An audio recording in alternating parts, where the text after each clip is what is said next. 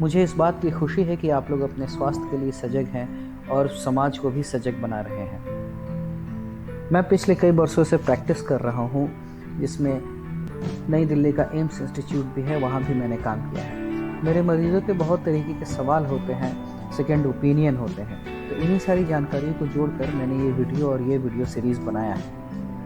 App doctor का application आप download कीजिए, लिंक मिल जाएगा आपको, या कि आप प्ले स्टोर से भी जा सकते हैं और अपनी बहुत सारी बीमारियों और स्थितियों के बारे में मुझसे जानकारी ले सकते हैं। जिस समय मैं ये वीडियो बना रहा हूँ तब तक के समय के हिसाब से ये जानकारियाँ अपडेट हैं, लेकिन समय के साथ ये जानकारी बदलती रहती है, क्योंकि मेडिसिन में हर हमेशा नया कुछ आता ही रहता है।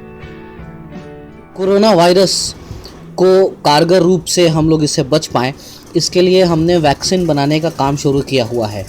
ये आप सबको पता है, हम लोग हर दिन ये न्यूज़ में सुन रहे हैं। तो आज हम ये जानेंगे कि हम लोग ये वैक्सीन कैसे बनाते हैं, ये कैसे काम करता है और किस वजह से हम लोगों को वैक्सीन बनाने में देरी हो रही है।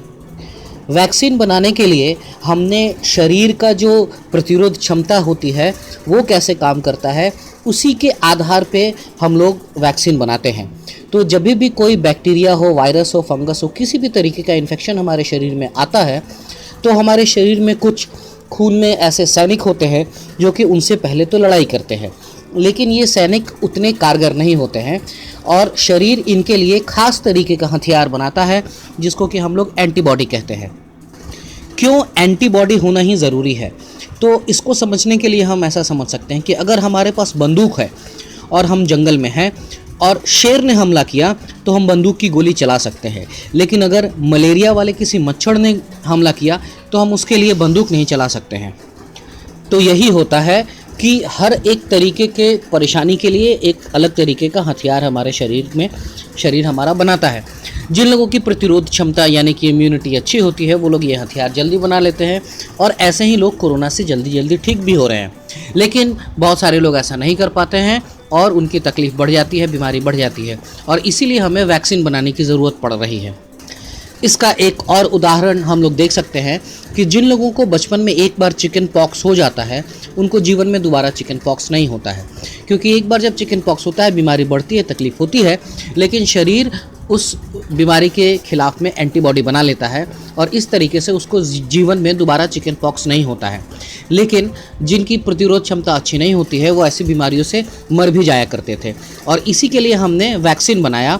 और वैक्सीन बनाने से क्या होता है कि हमारे शरीर जो है वो एंटीबॉडी यानी कि ऐसे हथियार बनाकर पहले से ही रखता है, और जब भी ये बीमारी आती है तो हम उस बीमारी से हमारा शरीर लड़के बच जाता है। इसीलिए हम लोग चिकन पॉक्स का वैक्सीन देते हैं बच्चों को, और अब ये बीमारी आपको अपने आसपास में होती हुई कम दिखती होगी। तो हमारे शरीर में ऐसे बहुत सारी बीमारियों के खिलाफ में एंटीबॉडी बने हुए रहते हैं। हमारा शरीर पहचानता कैसे है?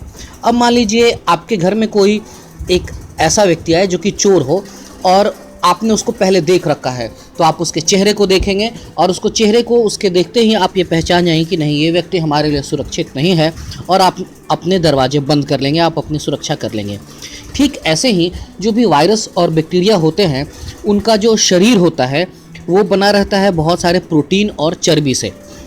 तो सब जितने भी बैक्टीरिया और वायरस होते हैं, उनके शरीर पे अलग अलग तरीके के प्रोटीन्स होते हैं, और इन्हीं प्रोटीन्स को हमारा शरीर पहचानता है। वो उनका चेहरा हो गया, आप समझ सकते हैं। तो इन्हीं प्रोटीन को पहचान के हमारा शरीर उसके खिलाफ में पहले से ही हथियार तैयार रखता है, और जब भी कोई बैक्टीरिया वायरस हमारे शरीर में घुसता है, तो पहले से जो बने हुए हथियार होते हैं वो उनको चलाकर लड़ लेता है, और इसी के साथ हमारे शरीर में ये भी सिग्नल चला जाता है कि ऐसे वाले हथियार बनाने हैं। तो चूंकि हमारा शरीर पहले से वो हथियार बनाना जानता है, तो हमारे शरीर को उस हथियार को बनाने की तकनीक पहले से ही तैयार रहती है। हमारा शरीर ढेर सारे वैसे हथियार बनाता है और बड़े आराम से इनसे लड़ लेता है। अब हम जानेंगे कि मुख्य किस तरीके के वैक्सीन बनते हैं और क्या उनकी तकनीक होती है। तो जैसे एक वायरस है, उसके चारों तरफ में प्रोटीन है, तो हम उस वायरस के एक टुकड़े को सिर्फ तोड़ते हैं और उसको हम शरीर में डालते हैं। इसको कहते हैं सब यूनिट वैक्सीन। सब यूनिट है, उसका एक टुकड़ा है। तो ऐसे में क्या होगा कि वो वायरस हमारे शरीर में बीमारी उत्पन्न नहीं कर सकेगा, उससे कोई तकलीफ नहीं होगी, बीमारी नहीं हो जाएगी, लेकिन उसमें जो प्रोटीन है उसको हमारा शरीर पहचान के खतरा समझेगा और ऐसे ढेर सारे एंटीबॉडी या हथियार जो है वो बना लेगा। दूसरा एक तरीका है कि किल्ड वैक्सीन होते हैं, यानी कि वायरस जो है वो मरा हुआ है, तो मरा हुआ है लेकिन उसका शरीर तो है, उस पर प्रोटीन तो है। तो ऐसे वायरस को जब हम लोग डालते हैं वैक्सीन बना के, तो हमारे शरीर में वो बीमारी तो उत्पन्न नहीं कर पाएगा फिर से, और लेकिन हमारा शरीर उस खतरे को समझकर ढेर सारे हथियार यानी कि एंटीबॉडी बना लेगा। और तीसरा तरीका होता है न्यूक्लिक एसिड के खिलाफ में बनाना। ऐसे में क्या होता है कि जो न्यूक्लिक एसिड होते हैं, जैसे इस वायरस का न्यूक्लिक एसिड एक आरएनए है, हम मनुष्यों में हमारा न्यूक्लिक एसिड जो मुख्य है वो डीएनए है, वही मुख्य है, उससे हम आरएनए हमारा शरीर बनाता है, लेकिन मुख्य हमारा डीएनए ही है। लेकिन इस वायरस में मुख्य जो न्यूक्लिक एसिड है वो आरएनए है। तो इस आरएनए को भी हम लोग वैसे ही आरएनए का इस्तेमाल करते हैं, ताकि इस आरएनए को पहचान के भी वायरस को पहचान लेगा हमारा शरीर और ऐसे हथियार बना लेगा। तो मुख्य इतने तरीके के वैक्सीन बनाने के टेक्निक होते हैं, जिसको कि मैंने आम भाषा में समझाया ताकि आप लोग सभी समझ लें। तो इस तरीके से हम लोग वैक्सीन बनाते हैं। तो इस वैक्सीन का फ़ायदा ये है कि बीमारी तो उत्पन्न नहीं होगी, लेकिन हमारा शरीर हथियार बना लेगा। अब हम ये जानेंगे कि आखिर वैक्सीन बनाने में अभी सबसे बड़ी समस्या क्या आ रही है। तो इस बात को हम ऐसे समझेंगे कि एक चोर जो था वो आपके घर में आया था, आपने उसको पहचान रखा है, और जब आपने उसको देखा तो दरवाज़ा अपना बंद कर लिया। लेकिन अगली बार वो अगर भेष बदल के आए तो तब क्या होगा? जैसे रावण एक भेष बदल के आया था साधु का, तो ऐसे में तो धोखा हो जाएगा। तो ये वायरस जो है वो भी अपना भेष बदल रहा है। इस भेष बदलने को अगर हम आम तौर पे बोलचाल की भाषा में कहें तो हम ये कहेंगे कि इसमें म्यूटेशन हो रहा है। वैज्ञानिक भाषा है म्यूटेशन, और आम बोलचाल की भाषा में हम ऐसे कह सकते हैं कि अपना रूप अपना भेष बदल रहा है। तो चूंकि ये अपना रूप और भेष बदल ले रहा है, तो ऐसे में शरीर को पहचानने में भी मुश्किल हो रही है। तो ये हम लोग क्या करना पड़ेगा इसके लिए? वैक्सीन जब हम लोग बना रहे हैं, एक प्रोटीन के खिलाफ बना रहे हैं, लेकिन ये भेष बदल ले रहा है, तो दूसरे तरीके का प्रोटीन भी चला आ रहा है। तो मुख्य तरीके का जब तक मैंने आखिरी बार पढ़ा है तब तक मैंने देखा है कि मुख्य 4 तरीके के ऐसे म्यूटेशंस हो चुके हैं, यानी कि कोरोना वायरस के 4 रूप तो चल रहे हैं, और भी ज़्यादा हो सकते हैं, कम भी हो सकते हैं। तो इस तरीके से ये भेष बदल रहा है। तो इसके लिए एक रूप के लिए तो हमने वैक्सीन बना दिया और हमने ये सोच लिया कि चलो अब तो हम इन्फेक्शन से बच गए हैं, लेकिन ऐसी बात नहीं होगी। ये दूसरा वाला रूप लेके वो कोरोना वायरस हमारे पास चलाएगा। तो ऐसे में हम जो काम कर रहे हैं वो काम हमारा बढ़ जाता है। पहले हम एक प्रोटीन के खिलाफ में वैक्सीन बना रहे थे, अब हमें 4 प्रोटीन के खिलाफ में वैक्सीन बनाना है, यानी कि हमारा काम अब 4 गुना बढ़ गया है। अब हम ये जानेंगे कि क्यों वैक्सीन बनाने में देरी हो रही है।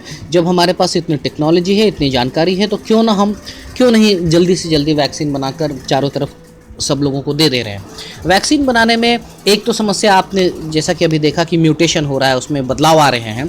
इसके अलावे भी ये है कि वैक्सीन बनाने के बाद उसको लेबोरेटरी में कई तरीके से टेस्ट किया जाता है, ताकि वो वैक्सीन स्टेबल रहे, ख़राब नहीं हो जाए। लैब से निकला और ख़राब हो गया, ऐसा नहीं होना चाहिए। वैक्सीन का असर बरकरार रहना चाहिए। वैक्सीन जब हम लोग देते हैं तो किसी भी दवाई जैसी ही चीज़ हो गई वैक्सीन, तो इसके खतरे और साइड इफ़ेक्ट होने का भी बहुत ज़्यादा चांस रहता है, क्योंकि प्रोटीन तो है, वो हमारे शरीर में जाकर कुछ ना कुछ तो नुकसान करने की संभावना रहती ही है।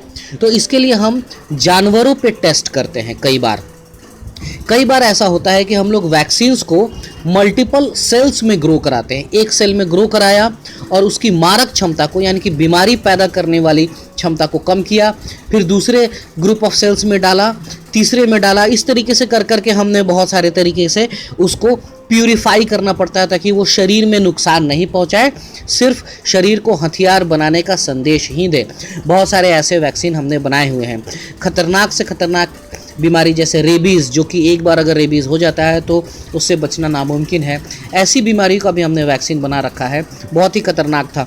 तो आप ये सोच सकते हैं कि अगर उसमें बीमारी होने की संभावना रहती और हम वो वैक्सीन किसी को दे देते, तब तो बहुत बड़ी समस्या हो जाती, बहुत लोगों का वैक्सीन पर से भरोसा भी उठ जाता और ये बीमारी बहुत बढ़ जाती। तो इसको हमने बहुत मेहनत से, बहुत समय लेके उसको प्यूरिफाई किया, ताकि वो हमारे शरीर को नुकसान नहीं पहुंचाए, सिर्फ हमारे शरीर की रक्षा करे। तो इस तरीके से वैक्सीन को बहुत बहुत सारी प्रक्रियाओं से गुजारने के बाद ऐसा बनाना पड़ता है ताकि वो हमारे शरीर को ही नुकसान नहीं पहुंचाए। दूसरी बात है, जानवरों में टेस्ट करना पड़ता है। जब हम जानवरों में देंगे वैक्सीन तो ऐसा तो नहीं है कि आज दिया और कल ही हमने देख लिया कि अगर वो ठीक ठाक है तो भाई वैक्सीन ओके हो गया। उसको एक लंबा समय देना पड़ता है, लंबे समय तक ऑब्जर्व करना पड़ता है, बहुत सारी चीज़ें करनी पड़ती हैं, बहुत तरीके के उसके टेस्ट होते हैं, हार्ट का, लंग का, किडनी का, खून का, कितने कितने सारे टेस्ट होते हैं, ये बताना बहुत मुश्किल है, बहुत बड़ी बात हो जाती है।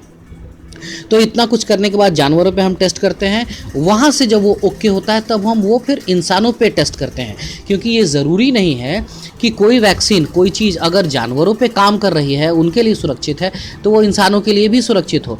तो फिर हमारा काम और बढ़ता है कि जब जानवरों पे वो सुरक्षित हो गया है तब अब हम उसको इंसानों पर टेस्ट करते हैं। तो आप ये समझ सकते हैं कि ये बहुत ही लंबा प्रोसेस होता है एक सुरक्षित वैक्सीन को बना पाने के लिए। चूँकि ये समस्या अचानक से पूरी दुनिया में बहुत फैल गई है और मामला बहुत ख़तरनाक हो गया है, इसीलिए हम लोगों ने कई जगह पे ऐसा हो रहा है कि जानवरों पे टेस्ट न करके सीधे इंसानों पे टेस्ट किया जा रहा है। और उन लोगों को, हम सबको बहुत बहुत चाहिए कि हम लोग उनका नमन करें, ऐसे लोगों का जिन लोगों ने अपने शरीर को दिया है कि हाँ भाई हमारे शरीर पर आप ये टेस्ट करें। ये बहुत बड़ी हिम्मत की काम है और मानवता के लिए बहुत बड़ी सेवा है जो लोग वॉलंटियर होके आ रहे हैं कि उनके शरीर पर वैक्सीन टेस्ट किया जाए। तो खैर, ह्यूमन टेस्टिंग शुरू हो गई है, ये हमने कई जगह न्यूज़ में भी देखा है, लेकिन फिर इंसानों पर टेस्ट करने के बावजूद भी थोड़ा सा समय देना पड़ेगा उसको देखने के लिए, थोड़ा सा लंबा समय देना होता है। वो जब वहाँ से भी ओके होता है तभी वैक्सीन हम लोग ओके कर सकते हैं कि हाँ भाई पूरी दुनिया को दिया जाए। वरना ऐसा हो जाएगा कि अगर वैक्सीन गड़बड़ है तो पूरी दुनिया में महामारी फैल जाएगी। हमने काम बनाने के बजाय और काम बिगाड़ दिया, तो हम ऐसा नहीं कर सकते हैं। इसीलिए हमें समय लग रहा है और ये समय अनुमान के हिसाब से अभी लंबा समय लगेगा, करीबन 1 साल के आसपास का समय तो लगना ही चाहिए मेरी समझ से, जहाँ तक है कि 1 साल के बाद ही हम कोई ऐसे वैक्सीन के पास पहुँच पाएंगे जो कि इतना सुरक्षित और कारगर हो। तो तब तक के लिए हमें सुरक्षित तो रहना ही पड़ेगा। वो सारी सावधानियां जो अभी हम लोग बरत रहे हैं, हमें ये आगे भी बरतना पड़ेगा। लॉकडाउन खुल जाने के बावजूद भी हमें अपनी तरफ से जो सोशल डिस्टेंसिंग है और मास्क लगाना है, कुछ छूना है तो हाथ धोना है, ये सारी चीज़ों को अब वक्त आ गया कि हम लोग अपने रोज़मर्रा के आदत में ये डाल लें। शुरू में ये मुश्किल ज़रूर होगा, लेकिन धीरे धीरे जब आदत बन जाएगी तो ये हमारे लिए मुश्किल चीज़ नहीं रहेगी, हमारे लिए आम बात हो जाएगी।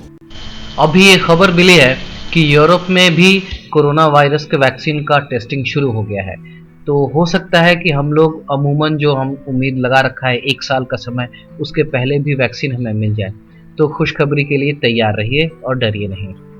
ऐसी ढेर सारी बातें होती हैं जो लोग अपने डॉक्टर से पूछना चाहते हैं, लेकिन समय इत्यादि के अभाव से बातें नहीं हो पाती हैं। तो इन छोटी छोटी जानकारियों के लिए ही ऐप डॉक्टर नाम का ये यूट्यूब का चैनल है, इसको सब्सक्राइब कीजिए, ये लाल वाला बटन दबा के, और ये घंटी का बटन जो है, बेल आइकन, उसको भी दबाइए। इसके साथ ही ऐप डॉक्टर के नाम का प्ले स्टोर पे एप्लीकेशन है, उसको भी डाउनलोड कर लीजिए, जिससे सारी जानकारी हर हमेशा आपके मोबाइल फ़ोन में एक साथ बनी रहे। और व्हाट्सएप इत्यादि माध्यमों से दूसरे को भी ये सारी जानकारी बताइए, सबसे शेयर कीजिए।